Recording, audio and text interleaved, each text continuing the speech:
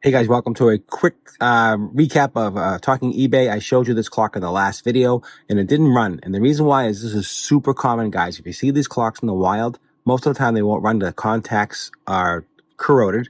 It's hard to see in there, but you can see a little bit of green in there. It is corroded.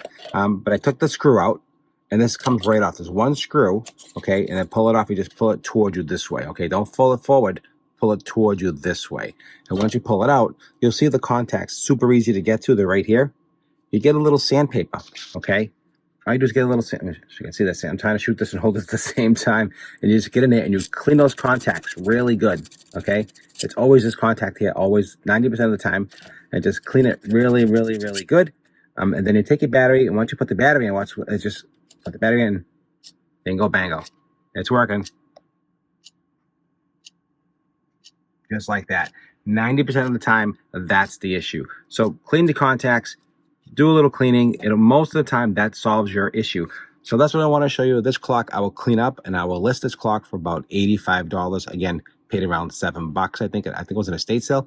So here is the clock. I'll show it to you. We turn it around.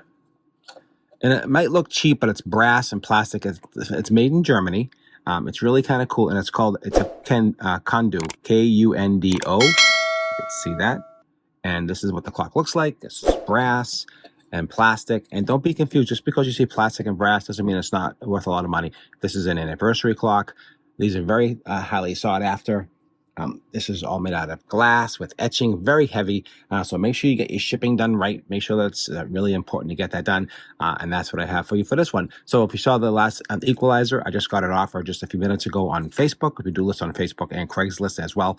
And already it's going to be sold already. And it's going to sell for $60. I always go a little bit higher on Facebook and Craigslist because they always want to negotiate a little bit. Sometimes they do, sometimes they don't. Another pro tip for you. So always go a little bit higher, not too much, because I'm saving tons of fees because of the eBay fees. So that's just another pro tip for you. Hope you enjoyed this one. Don't forget to like, share, and subscribe if you enjoy all my information on Talking eBay.